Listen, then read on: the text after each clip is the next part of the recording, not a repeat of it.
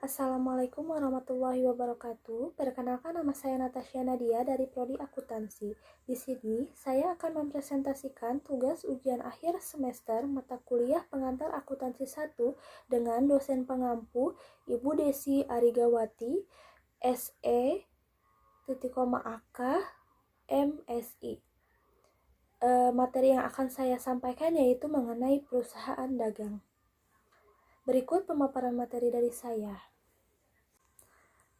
Baik, di slide pertama yaitu ada pengertian perusahaan dagang.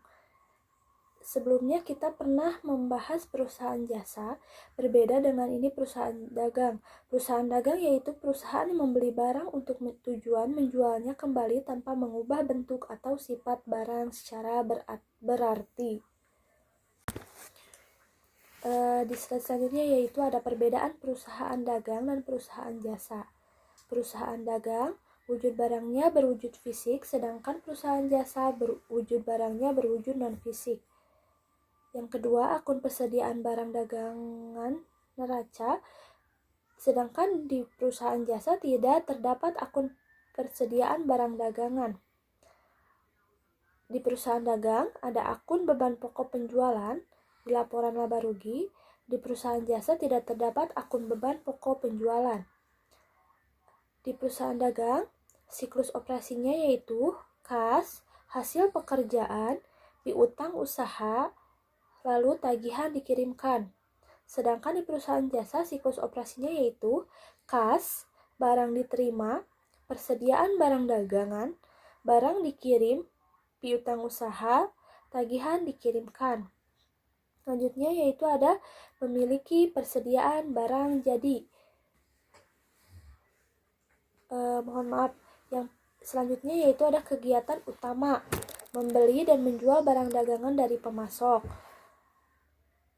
Di perusahaan jasa, kegiatan utamanya memberikan jasa kepada pengguna jasa.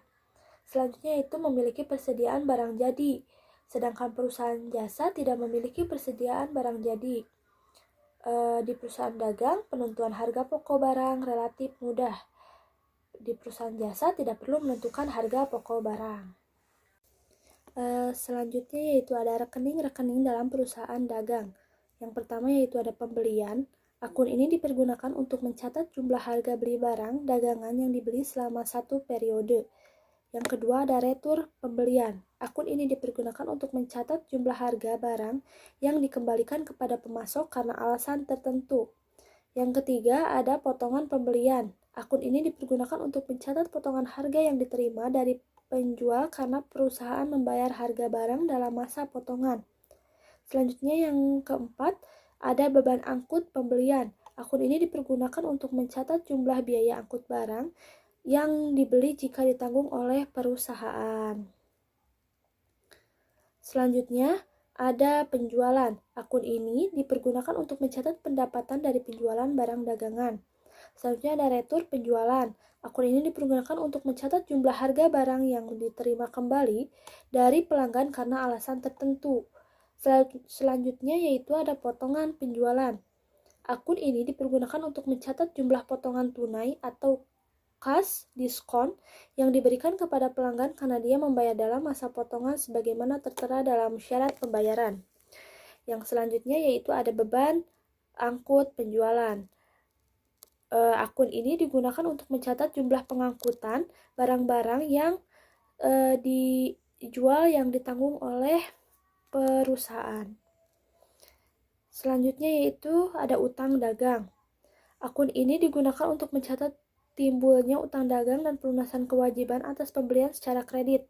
Yang terakhir yaitu ada piutang dagang. Akun ini digunakan untuk mencatat timbulnya piutang dagang dan penerimaan pelunasan piutang atas penjualan secara kredit. Di slide selanjutnya yaitu ada karakteristik perusahaan dagang. Adapun karakteristik khusus yang dimiliki oleh perusahaan dagang adalah 1. Memiliki aktivitas utama berupa membeli, menjual, menyimpan di gudang, penyimpanan, dan kembali menjual. Yang kedua, tidak melakukan proses produksi barang. Yang ketiga, perhitungan total keuntungan berpatokan dengan total hasil penjualan dikurangi biaya pembelian dan biaya operasional. Yang keempat, perusahaan tidak melakukan proses produksi terhadap barang-barang yang dijual. Yang kelima, barang yang dijual langsung dijual tanpa melalui proses pengolahan atau perubahan sedikit pun. Yang keenam, kegiatan akuntansi berlandaskan dengan akun persediaan barang, yaitu perhitungan harga pokok penjualan dan laporan laba rugi memakai bentuk single step dan multiple step. Oke, selanjutnya yaitu ada saldo normal rekening perusahaan dagang. Yang pertama yaitu ada persediaan. Persediaan bertambah di debit, berkurang di kredit. Yang kedua ada pembelian bertambah di debit, berkurang di kredit. Yang ketiga yaitu ada retur pembelian bertambah di kredit, berkurang di debit. Yang keempat yaitu ada potongan pembelian bertambah di kredit, berkurang di debit. Selanjutnya yang kelima ada penjualan bertambah di kredit, berkurang di debit. Selanjutnya ada potongan penjualan bertambah di debit, berkurang di kredit. Selanjutnya yaitu ada retur penjualan bertambah di debit, berkurang di kredit. Pengangkutan pembelian bertambahnya di debit, berkurangnya di kredit. Beban angkut penjualan bertambahnya di debit, berkurangnya di kredit. Selanjutnya ada perbedaan metode perpetual dan metode periodik atau fisik. Yang pertama yaitu ada metode perpetual. Metode perpetual tidak terdapat perkiraan pembelian, retur pembelian, potongan pembelian, dan biaya angkut pembelian. Yang kedua, transaksi pembelian, retur pembelian, potongan pembelian, dan biaya angkut pembelian dicatat dalam perkiraan barang dagang.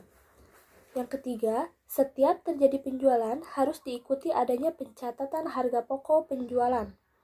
Yang terakhir, lebih sesuai digunakan pada grosir, agen khusus, atau distributor dengan sedikit macam barang yang diperdagangkan dan mudah untuk menentukan besarnya harga pokok penjualan setiap penjualan secara tepat. Selanjutnya yaitu ada metode periodik atau metode fisik. Yang pertama ada terdapat perkiraan pembelian, retur pembelian, potongan pembelian, dan biaya angkut pembelian. Yang kedua ada transaksi pembelian, retur pembelian, potongan pembelian, dan biaya angkut pembelian dicatat dalam perkiraan masing-masing. Yang ketiga ada setiap terjadi penjualan tidak perlu dilakukan pencatatan harga pokok penjualan. Harga pokok penjualan dihitung di akhir periode.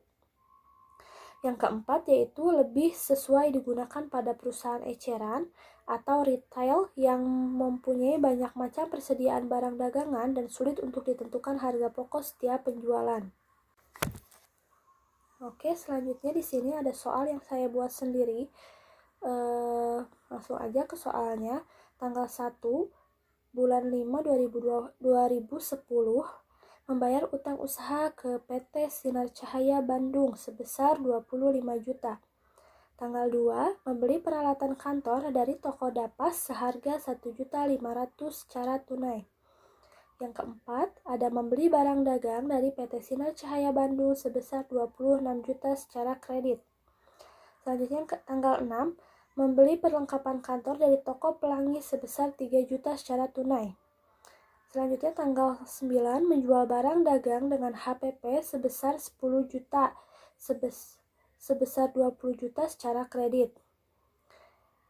Selanjutnya tanggal 12 menjual barang dagangan dengan HPP sebesar 30 juta seharga 38 juta secara tunai, potongan penjualan sebesar 1 juta.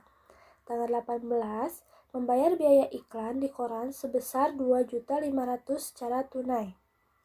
Tanggal 19 membayar biaya pengiriman barang ke perusahaan transportasi sebesar 1.500.000 secara tunai. Selanjutnya membayar biaya bunga sebesar 2 juta. Yang tanggal 28 membayar gaji pegawai sebesar 2.500.000 secara tunai. Buatlah jurnal umum metode perpetual dan periodik. Selanjutnya penyelesaiannya yaitu ada metode perpetual dan periodik. Tanggal 1 tadi soalnya yaitu membayar utang usaha ke PT Sinar Cahaya Bandung sebesar 25 juta. Jurnalnya yaitu utang dagang, di debit, kasnya di kredit masing-masing 25 juta. Periodik juga sama.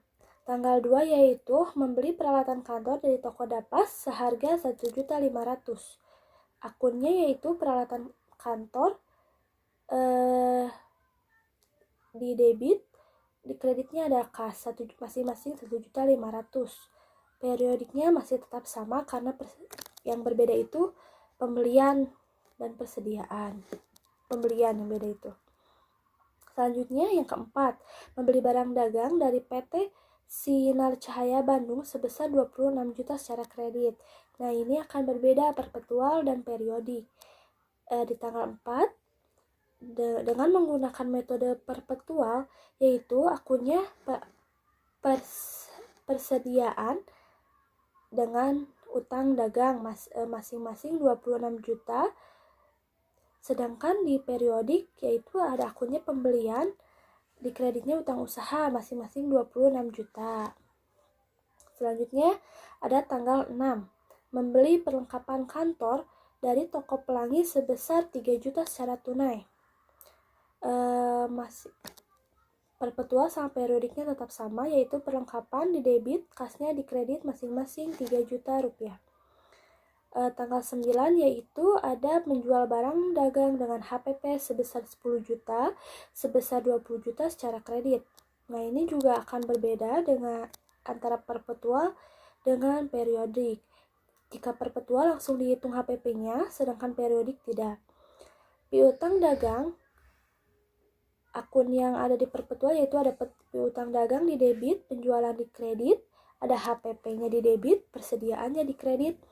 Piutang dagang sebesar 20 juta, penjualan di kredit sebesar 20 juta, HPP-nya 10 juta, persediaannya 10 juta. Sedangkan di periodik hanya ada 2 akun saja, yaitu piutang dagang dan penjualan, masing-masing 20 juta. Selanjutnya tanggal 12, menjual barang dagangan dengan HPP sebesar 30 juta, seharga 38 juta, secara tunai potongan penjualannya sebesar 1 juta. Kasnya yaitu 37 juta, potongan penjualannya 1 juta, penjualannya 36 juta. HPP-nya 30 juta, persediaannya 30 juta, sedangkan di periodik hanya ada kas, potongan penjualan dengan penjualan. Kasnya debit 30 juta, potongan penjualan dan penjualan 36 juta, potongannya 1 juta. Selanjutnya ada di tanggal 18, membayar biaya iklan di koran sebesar 2.500.000 secara tunai. Ini sama, perpetual dan periodik juga sama, beban iklan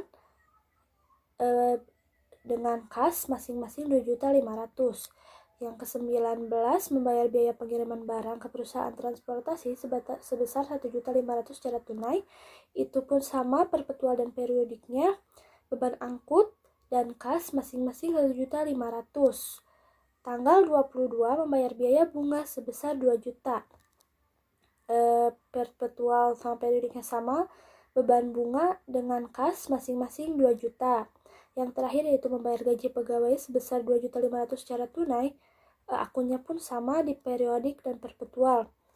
2.500.000, beban gaji dan kas masing-masing 2.500.000. Jadi perbedaannya hanya di pembelian, dan jika di periodik yaitu menggunakan akun pembelian, sedangkan di perpetual itu menggunakan akun piutang dagang. Lalu jika ada penjualan, di perpetual itu harus menggunakan HPP, sedangkan periodik itu tidak. Mungkin itu saja materi yang dapat saya sampaikan. Mohon maaf jika ada salah kata atau pemaparan materi yang kurang jelas, mohon dimaafkan.